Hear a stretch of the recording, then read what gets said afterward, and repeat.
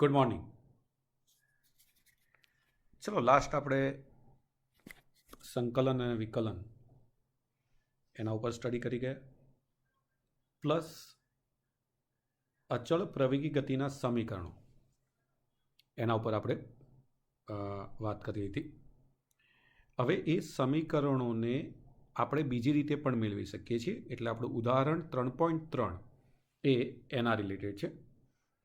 તો આપણે એને સમજવા માટે પ્રયત્ન કરીએ. ઉદાહરણ 3.3 સાઈડમાં તમે જોવો છો કે મેં ઉદાહરણને ત્યાં સાઈડમાં મૂકેલું છે. કલનશાસ્ત્રની રીતનો ઉપયોગ કરીને નિયમિત પ્રવેગી ગતિના સમીકરણો મેળવો. ક્લિયર છે કે આપણી પાસે પ્રવેગની વ્યાખ્યા આવી હતી.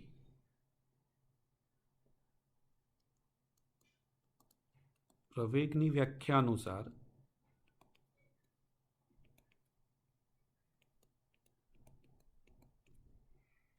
તત્કાલીન પ્રવેગ, જેને આપણે લખતા dv/dt, આને મારે લખવું હોય તો આવું પણ લખાય. માટે dv બરાબર dt સામે જાય તો a ઇન્ટુ dt. બંને બાજુ આપણે સંકલન કરીએ.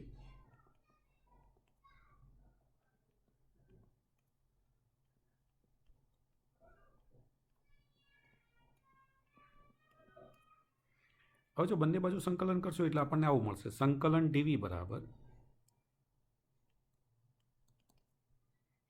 સંકલન a dt.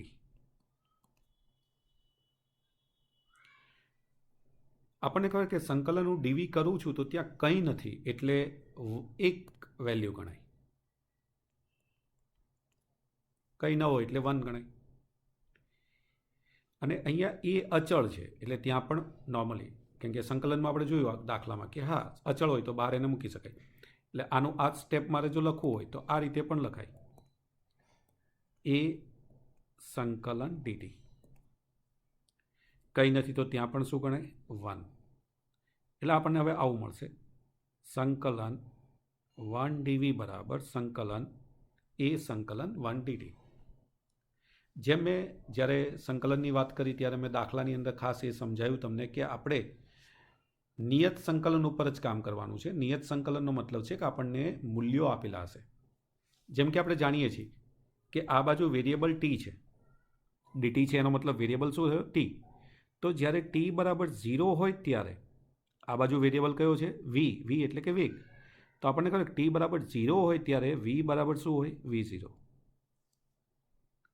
અને જ્યારે t બરાબર t હોય ત્યારે વેગ શું હોય? v. તો આપણો અંતિમ વેગ v છે, પ્રારંભિક વેગ v0 છે. ચલો હવે બંને બાજુ જો સંકલન યુઝ કરીએ તો આપણને ખબર છે કે સંકલન એકનું સંકલન, ધારો કે સંકલન dx લઈએ તો x થાય, સંકલન જો dv લઈએ તો v થાય. એટલે આનું સંકલન થશે v.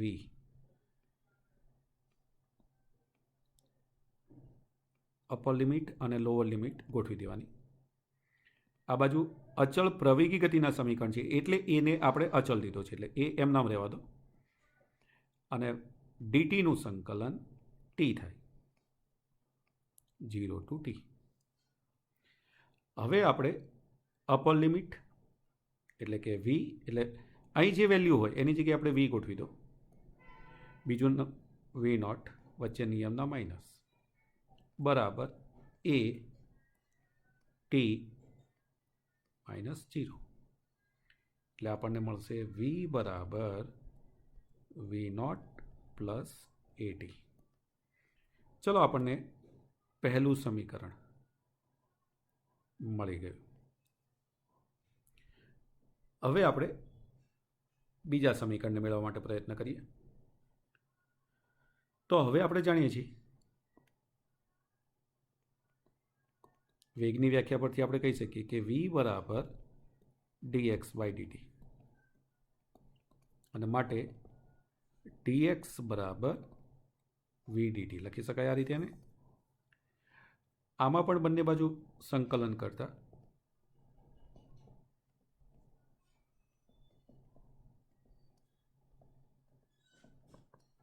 એટલે આપણને આવું મળશે સંકલન dx બરાબર સંકલન v dt. યાદ રાખજો પહેલામાં આપણે એ કોમન કાઢી લીધો હતો. કોમન એટલે કાઢેલો હતો, બહાર એટલે મૂકેલો, કારણ કે એ અચળ હતો. અચળ પ્રવેગી ગતિના સમીકરણમાં એ અચળ હોય છે, એ રીતે આપણે એને ગણતરીમાં લીધેલો છે. પણ વી અચળ નથી. વી તો સમયે સમયે બદલાય છે. એટલે આ વી તો ચાલે જ નહીં, કેમ કે એ તો વેરિયેબલ છે.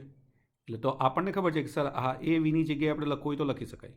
ઉપર જ આપણે મેળવ્યું, શું મળ્યું? V naught plus a t.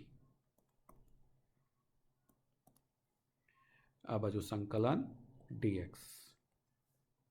આ બાજુ dt વેરિયેબલ છે, એટલે જો t બરાબર 0 સમય લઈએ તો પ્રારંભિક સ્થાન કયું કહેવાય? x0.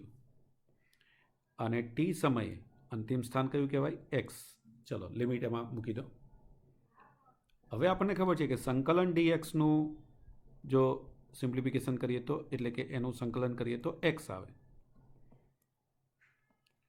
અહીંયા આપણી પાસે બે પદ છે, જેમાં v0 અચળ છે. કેમ? કારણ કે પ્રારંભિક વેગ ન બદલાય. એના પછીનો વેગ હા પ્રવેગના આધારે બદલાતો જશે, પણ પ્રારંભિક વેગ બદલાય નહીં.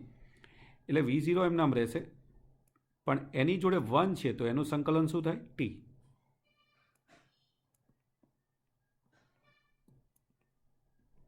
પ્લસ આની અંદર તમે જુઓ તો એ અચળ છે, અને ટીનું સંકલન શું થાય? t²/2. કયું સૂત્ર લાગુ પડશે? એક્સની n+1/n+1. લિમિટ મૂકી દો 0 થી t. ચલો હવે એપ્લાય કરો. અપર લિમિટ, લોઅર લિમિટ, વચ્ચે નિયમના માઇનસ. અહીંયા V naught, upper limit, lower limit, વચ્ચે નિયમના minus, plus A, upper limit, lower limit, વચ્ચે નિયમના માઇનસ. 0 છે એટલે ઇફેક્ટ એની કોઈ નહીં આવે. એટલે આપણી પાસે સૂત્ર આવી ગયું x બરાબર x0 plus V naught T plus 1/2 at². તો આપણે જોયું કે હા સર આ આપણું બીજું જે સમીકરણ હતું એ સમીકરણ આપણને મળી ગયું. તો અહીંયા પણ તમે જોઈ શકો છો કે હા સર બીજું સમીકરણ એ જ પ્રમાણે લખેલું છે. હવે આપણે વાત કરીએ કે ભાઈ ત્રીજા સમીકરણની. તો ફરીથી આપણે ત્રીજા સમીકરણની જો અહીંયા વાત કરવા જઈએ તો અહીંયા આપણે ચેઇન રૂલનો યુઝ કરવો છે. એટલે આપણને ખબર છે કે પ્રવેગ બરાબર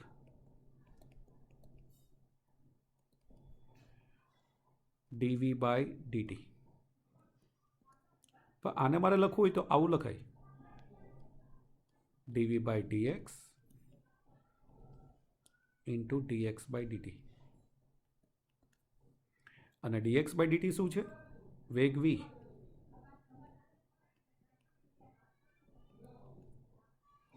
તો આપણને મળશે a બરાબર v dv/dx. હવે જો આને આપણે લખવું હોય તો આવું લખાય, v dv બરાબર a dx.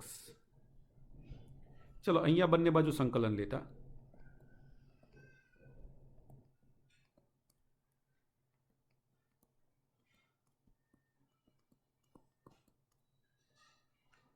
સંકલન v dv સંકલન a dx. આપણે જાણીએ છીએ કે જ્યારે ઇનિશિયલ પોઝિશન છે ત્યારે વેગ v0 છે, ફાઇનલ પોઝિશન છે ત્યારે વેગ v છે. તો આપણે એ જ પ્રમાણે હા x0 એ જ્યારે વેગ જે હોય એ પ્રારંભિક વેગ v0, અને જ્યારે અંતિમ સ્થાન હશે ત્યારે વેગ v હશે. ચલો આપણે એની લિમિટ મૂકી દીધી. તો હવે આપણને ખબર છે કે vનું સંકલન v dv છે, એટલે vનું સંકલન થઈ શકે, એ વેરિયેબલ છે. તો vનું સંકલન થાય v²/2. લિમિટ ગોઠવી દઈએ. ત્યાં એ અચળ છે, એ બહાર કાઢીએ એટલે ત્યાં 1 રહેશે. 1નું સંકલન શું થાય? x.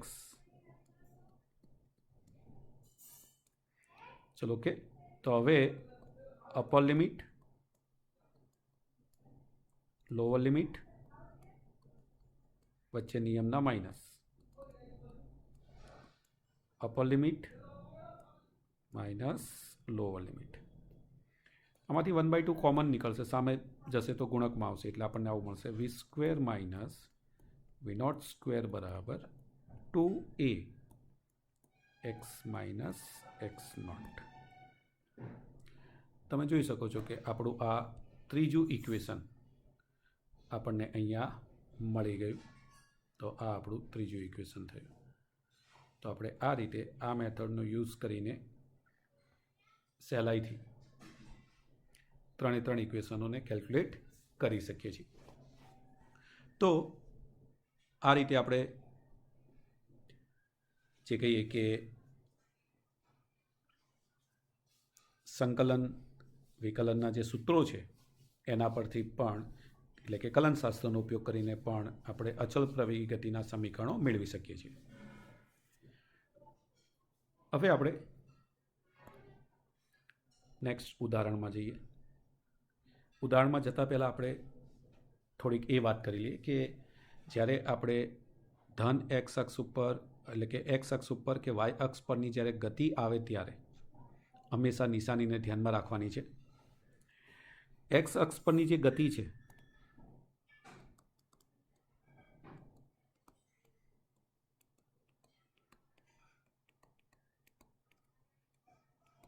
એને સમક્ષિતિજ ગતિ પણ કહેવાય.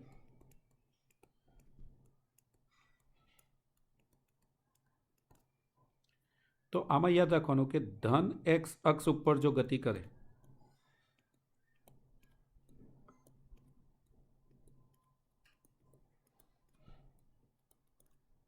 તો જે રાશિ ધન એક્સ અક્ષ ઉપર આવતી હોય એ રાશિઓ ધન લેવાની. એ જ રીતે ઋણ એક્સ અક્ષ ઉપરની વાત આવે તો એ પરની ગતિમાં જે રાશિઓ આવે એને ઋણ લેવી. ચલો, આ થઈ ગયો એક્સ અક્ષ પરની ગતિની વાત આવે ત્યારે. વાય અક્ષ પરની ગતિની વાત જ્યારે આવે ત્યારે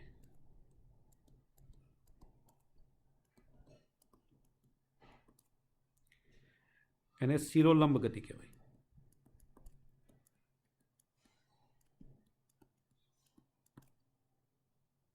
તો આની અંદર ધન વાય અક્ષ પરની ગતિ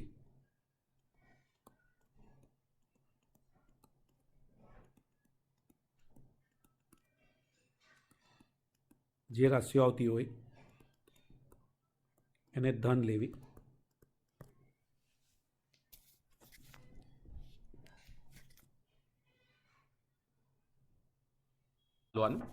અને એ જ રીતે જો ઋણ વાય અક્ષ ઉપરની રાશિઓ આવતી હોય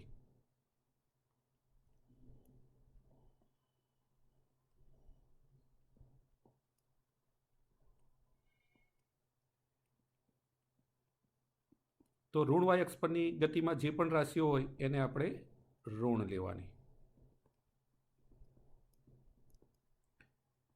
નોર્મલી એક પારિમાણિક ગતિની અંદર આ વસ્તુને જ આપણે ધ્યાનમાં રાખીને ચાલવાનું છે, કારણ કે આપણને ખબર છે કે જો સદિશ છે તો સદિશને રિપ્રેઝેન્ટ કરવા માટે આપણી પાસે મૂલ્ય હોવું જોઈએ અને દિશા હોવી જોઈએ. મૂલ્ય તો ચલો આપણી પાસે આવી ગયું, પણ દિશાને આપણે કઈ રીતે રજૂ કરશું? તો જો સુરેખ ગતિ છે તો સુરેખ ગતિમાં નોર્મલી સીધી રેખા પરની જ ગતિ હશે, કાં તો એ આગળ ગતિ કરતો હશે પદાર્થ, કાં તો પાછળ ગતિ કરતો હશે. અને એટલે આપણે અક્ષો પરની ગતિ દ્વારા જ એને રિપ્રેઝેન્ટ કરશું. નોર્મલી ઝેડ અક્ષને બહુ આપણે ધ્યાનમાં અત્યારે લેતા નથી, ત્રિપારિમાણિક ગતિ નથી એટલે, પણ છતાં એક્સ અક્ષ હોઈ શકે, વાય અક્ષ હોઈ શકે અથવા ઝેડ અક્ષ હોઈ શકે, પણ ત્રણે ત્રણ એક પારિમાણિક ગતિ જ કહેવાય જો ફક્ત અક્ષ ઉપર જ પદાર્થની ગતિ થતી હોય. ઉદાહરણ નંબર 4ની અંદર આપણે આ દિશાઓને ધ્યાનમાં રાખીને આપણે કેલ્ક્યુલેશનને વિચારવાનું છે. તો હવે આપણે જોઈએ કે ઉદાહરણ નંબર 3.4ની અંદર આપણને શું આપેલું છે. તો અહીંયા આપણી સાઈડમાં તે મેં પ્રશ્નને રિપ્રેઝેન્ટ કરેલો છે. પ્રશ્ન આપણો કંઈક આ રીતે આપેલો છે કે એક બહુમાળી મકાનમાં ટોચ પરથી એક દડાને શિરોલંબ ઉધ્વ દિશામાં 20 મીટર પર સેકન્ડની ઝડપથી ફેંકવામાં આવે છે. મતલબ કે આપણને એક તો શિરોલંબ દિશા આપી, તો જેમ મેં અહીંયા કીધું કે આપણે બે દિશાની વાત કરવાની, કાં તો સમક્ષિતિજ અથવા શિરોલંબ. હવે શિરોલંબ છે એટલે પહેલાં તો આપણે આનું એક જો પિક્ચરાઇઝેશન રિપ્રેઝેન્ટ કરીએ તો હા, અહીંયા આપણી પાસે એક બહુમાળી બિલ્ડિંગ છે, તો એને આપણે અહીંયા બતાવી દઈએ. બહુમાળી બિલ્ડિંગ છે તો એને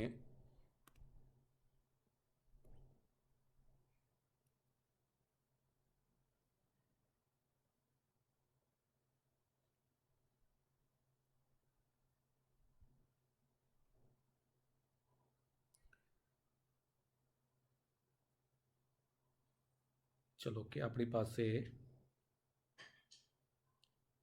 આ થયું બહુમાળી બિલ્ડિંગ, આ ગ્રાઉન્ડ છે, જમીન. આ બહુમાળી બિલ્ડિંગની ટોચ છે. ચલો, દડો જે બિંદુએથી ફેંકવામાં આવે છે તે જમીનથી ઊંચાઈ 25 મીટર છે, મતલબ કે જમીનથી આ ઊંચાઈ આપણને આપેલી છે. મતલબ કે આપણી પાસે આ વેલ્યુ છે જેને આપણે એચ કહીએ, તો આપણી પાસે આ એચની વેલ્યુ છે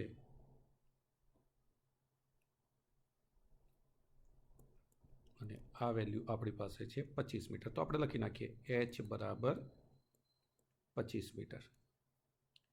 બીજું, દડો અહીંથી ફેંકવામાં આવે છે, દડાને ઉધ્વ દિશામાં ફેંકવામાં આવે છે. એ વખતે એની પાસે જે પ્રારંભિક વેગ છે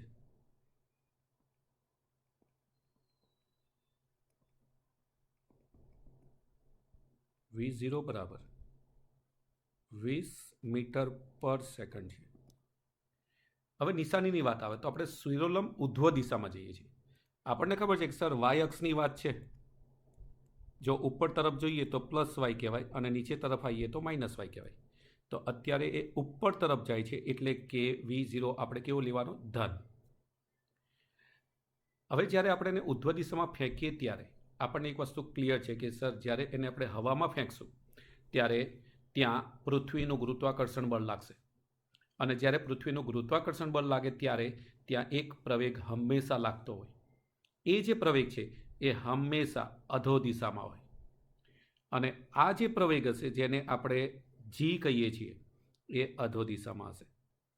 ચલો, જો અધો દિશામાં છે તો અહીંયા આપણે પ્રવેગને કાઉન્ટ કરીએ તો પ્રવેગ એ બરાબર માઇનસ જી લેવું પડે. કેમ? કારણ કે અધો દિશાની વેલ્યુ હંમેશા શું લેવાની? ઋણ લેવાની, જે પ્રમાણે મેં નિયમ કીધો એ પ્રમાણે. એટલે એ બરાબર માઇનસ જી. હંમેશા યાદ રાખવાનું, ગુરુત્વાકર્ષી પ્રવેગ આપણી ગતિની અંદર ઉધ્વ અથવા શિરોલંબ દિશાની ગતિમાં હંમેશા ઋણ જ લેવાનો. બધા અલગ અલગ કેલ્ક્યુલેશનમાં અલગ અલગ નિશાનીઓનો ઉપયોગ કર્યો હશે, પણ ના, આપણે એક જ નિશાનીની પહેલેથી શરૂઆતથી જ એક જ નિશાની ઉપર ધ્યાન આપીને જ બધા કેલ્ક્યુલેશન કરવાના અને નિશાનીઓ કઈ રીતે ધારવાની તો મેં ઉપર જે પોઈન્ટ આપ્યો એ જ મુજબ વિચારવાની. હવે આપણને ખબર છે કે આ પ્રતિપ્રવેગ કહેવાય, કેમ કે પદાર્થ ઉપર તરફ જાય છે અને પ્રવેગ નીચે તરફ છે અને પ્રતિપ્રવેગની અંદર નિયમ એવો છે કે ધીમે ધીમે વેગ ઘટતો જાય. તો આપણે જાણીએ છીએ કે આ અમુક ઊંચાઈ પછી એનો વેગ શૂન્ય થઈ જશે. એટલે કે અહીંયા ઇનડાયરેક્ટલી આપણને આપી દીધું અંતિમ વેગ v બરાબર 0. હવે એ પદાર્થ ત્યાંથી પાછો આવશે અને પાછો આવીને ક્યાં જશે? જમીન પર. જ્યારે એણે શરૂઆત કરી ત્યારે અને પાછો જમીન પર આવશે ત્યારે એના જો સ્થાનની વાત કરીએ તો જમીન પરનું સ્થાન હંમેશા એનું અંતિમ સ્થાન કહેવાય. એટલે આ એનું અંતિમ સ્થાન છે, જમીન, અને આ એનું પ્રારંભિક સ્થાન છે. ચલો કે હવે જે વેલ્યુની મેં ડાયાગ્રામમાં જે ચર્ચા કરી એને જો અહીંયા આપણે ધ્યાનથી સમજીએ તો હવે આ દાખલો બે રીતે કેલ્ક્યુલેટ કરી શકાય. પહેલાં હું સહેલી રીત આપી દઉં.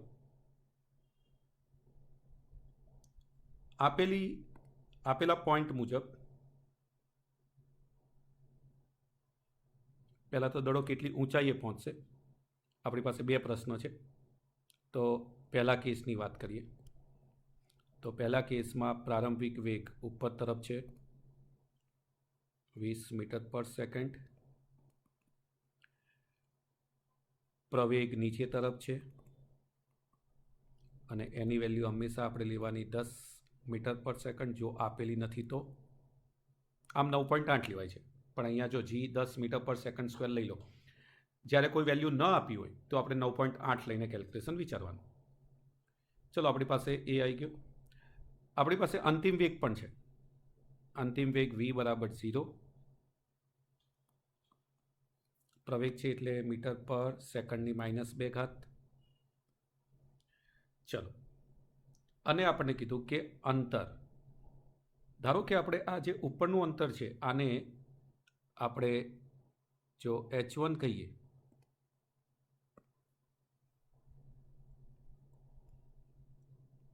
તો h1 અંતર બરાબર, એટલે કે હવે જો અહીંયા આપણે ધ્યાનમાં લઈએ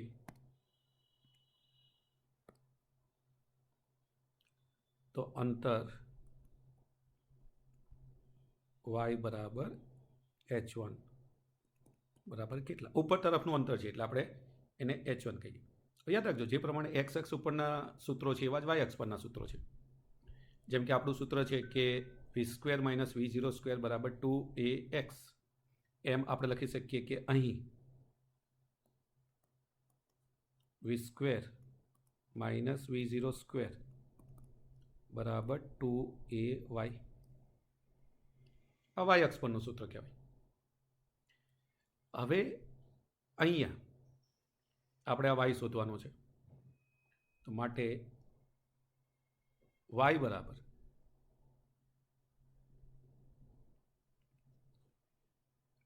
આમ ઓરિજિનલ સૂત્ર આપણું x - x0 છે, તો આપણને અહીંયા મળશે y - y0. હા, એ રીતે જો સૂત્રને ધ્યાનમાં લો છો તો પણ કોઈ પ્રોબ્લેમ નથી. તો y - y0, તો આપણને અહીંયા મળશે, મતલબ એ અંતર જ છે, આપણે તો અંતર એને d તરીકે લખીને ચાલી શકીએ. તો માટે y - y0 બરાબર કાપેલ અંતર બરાબર v² - v02 અપોન 2a. હવે આપણી પાસે v² છે 0, v0 છે 20 અપોન 2a, 2 × -10. તમે નીચે સિમ્પ્લિફાઈ કરશો એટલે -20 આવશે, ઉપર -400 આવશે, અને છેલ્લે આપણને મળશે h1 બરાબર, એને આપણે h1 કીધું, y - y0 બરાબર 20 મીટર. તો ઉધ્વ દિશામાં જે પદાર્થ છે એ પદાર્થ 20 મીટરનું અંતર કાપશે. ચલો, આ પહેલો આન્સર છે. હવે બીજા ક્વેશ્ચનની અંદર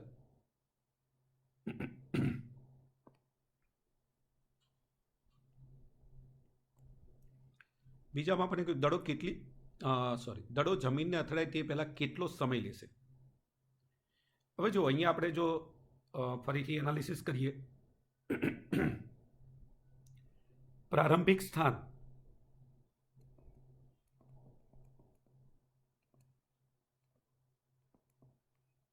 y0 બરાબર 25 મીટર. બિલ્ડિંગ ઉપર દડો છે એટલે એ એનું પ્રારંભિક સ્થાન કહેવાય. અંતિમ સ્થાન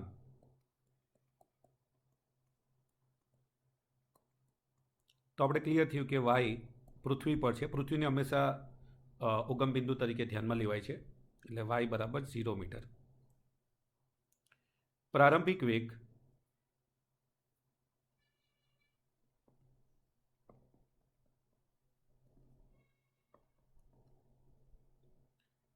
v0 બરાબર આપણને આપેલું છે, ઉધ્વ દિશામાં છે એટલે ધન. અચળ પ્રવેગ બરાબર -g -10 મીટર પર સેકન્ડ સ્ક્વેર. અને આપણને પૂછ્યું સમય t બરાબર કેટલા. હવે આપણી પાસે યાદ રાખજો, જ્યારે આપણી પાસે 3 સૂત્ર છે, મારે કયું સૂત્ર યુઝ કરવું, તો હંમેશા જે વેલ્યુ આપી છે એના આધારે વિચારવાનું. આપણે ક્લિયર છે કે સમયની જ્યારે વાત આવે ત્યારે આપણી પાસે 2 જ સૂત્ર છે. એક સૂત્ર છે v બરાબર v0 + at. અને બીજું સૂત્ર છે જે આપણે મેળવેલું x માઇનસ એક્સ નોટ બરાબર V naught T plus 1/8t². Clear છે કે અંતરની જ્યારે વાત આવે, સ્થાનની વાત આવે, ત્યારે હંમેશા બીજું સૂત્ર જ લાગુ પડે. એટલે અહીંયા આપણે આ સૂત્રનો યુઝ કરવાનો. તો અહીંયા આપણે કહી શકીએ કે અહીં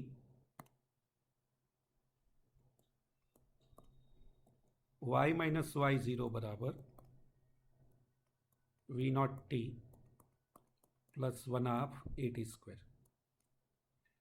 માટે દરેકની વેલ્યુ મૂકી દઈએ. y બરાબર 0, y નોટ બરાબર 25, V naught 20, T plus 1/a minus 10t². માટે -25 બરાબર 20t માઇનસ 5t². ચલો કે બધી વેલ્યુ એક સાઈડ લઈ લો. તો 5t² માઇનસ 20t માઇનસ 25 બરાબર 0. 5 કોમન કાઢી લો તો t² minus 4t minus 5 is equal to 0. માટે t² માઇનસ 4t માઇનસ 5 બરાબર 0.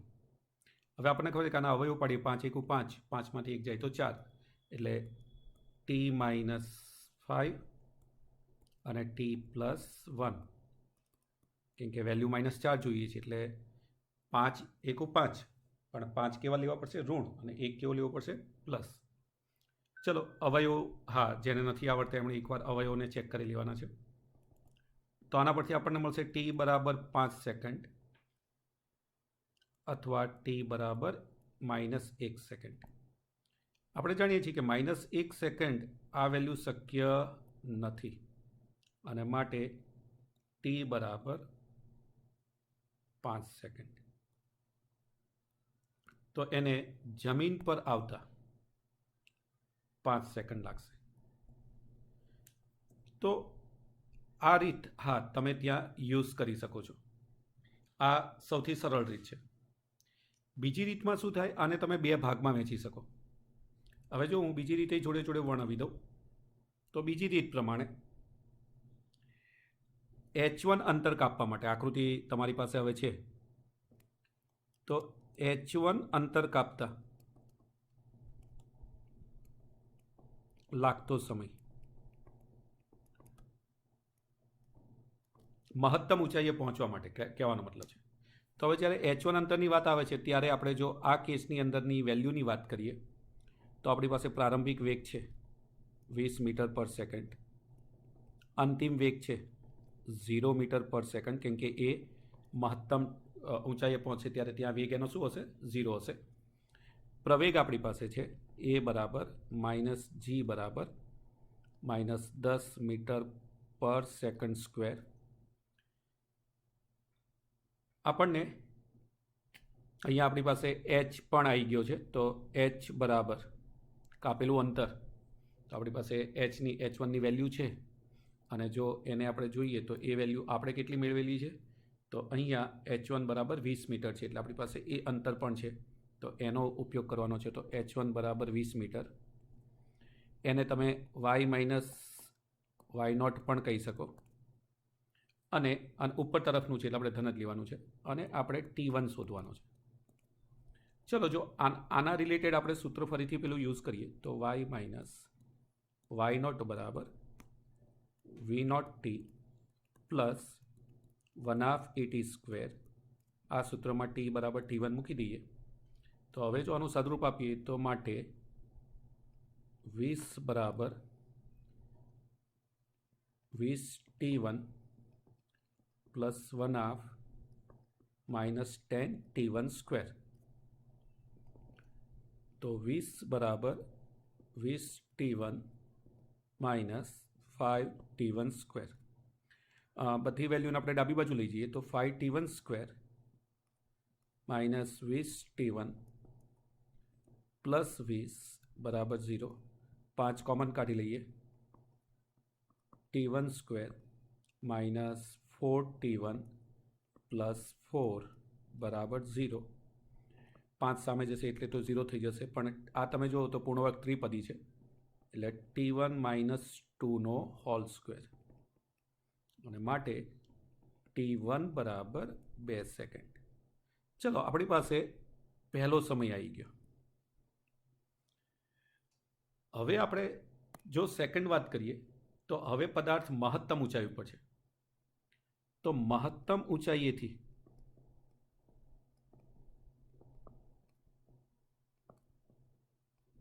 જમીન સુધી પહોંચતા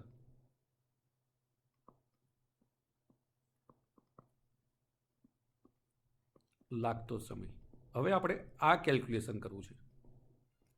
તો તમારી પાસે હવે તમારે પાછો ડાયાગ્રામ એ ચેક કરવાનો કે હવે પદાર્થ અહીંયા છે. જો હવે હું વાત કરું તો પદાર્થ અહીંયા છે અને પદાર્થ પછી અહીંયા પહોંચશે. ક્લિયર છે કે અહીંથી અહીંનું અંતર મારે કેલ્ક્યુલેટ કરવાનું છે. તો પહેલાં તો અંતર જોઈએ તો આ h બરાબર 25 છે ને h1 બરાબર 20 છે. તો કુલ એ કેટલું અંતર મહત્તમથી નીચે સુધી પહોંચતા કાપશે? તો 25 + 20 એટલે અહીંયા આપણી પાસે ક્લિયર છે કે y - y0 બરાબર, અને નીચે તરફનું અંતર છે એટલે માઇનસ લેવાનું, minus h1 + h minus 20 + 25 minus 45 metre. ચલો આપણી પાસે અંતર આવી ગયું. ઉપરથી જ્યારે પદાર્થ નીચે આવે ત્યારે એનો પ્રારંભિક વેગ તો 0 છે, કેમ કારણ કે ત્યાં એ જ્યારે મહત્તમ ઊંચાઈએ પહોંચે ત્યારે આપણે એનો અંતિમ વેગ 0 લીધો, તો હવેની પ્રક્રિયામાં એ એનો પ્રારંભિક વેગ કહેવાય. તો એ કેટલો હશે? 0 હશે. હવે જો આપણે પ્રવેગની વાત કરીએ તો પ્રવેગ નીચે તરફ જ છે એટલે a બરાબર -g બરાબર -10 મીટર પર સેકન્ડની -2. ચલો આપણે આના માટે લાગતો સમય t2 શોધવો છે. ફરીથી આપણી પાસે જે ફોર્મેટ છે એ પ્રમાણે આપણે સૂત્ર યુઝ કરી લઈએ. તો y - y0 બરાબર v0t + 1/2 at². અહીંયા t બરાબર આપણે t2 લઈ લઈએ તો -45 બરાબર 0 × t2 + 1/2 - 10 t2² માટે -45 બરાબર -5 t2² માટે t2² બરાબર 9 અને માટે t2 બરાબર ±3. સમય ઋણ ના હોય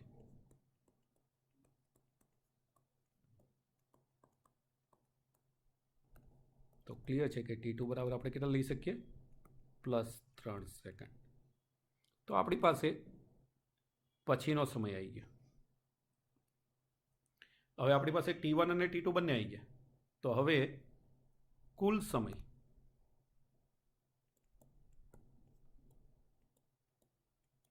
બરાબર t1 + t2 2 + 3 5 સેકન્ડ. તમે જોઈ શકો છો કે બેમાં હા આપણો જવાબ તો સેમ જ છે, પણ ગણતરી તમારે આ પ્રમાણે કરવાની છે ઉદાહરણની. તો બંને રીતો છે, જેમાંથી પહેલી જે રીત છે એ શોર્ટ મેથડ છે. બીજી રીતમાં હા આપણું કેલ્ક્યુલેશન 2 વાર એકનું એક સૂત્ર યુઝ કરીને કરવાનું છે, પણ ઓવરઓલ જે દાખલો છે એ સહેલો છે. ચલો ક્લિયર. તો આ રીતે તમે એનું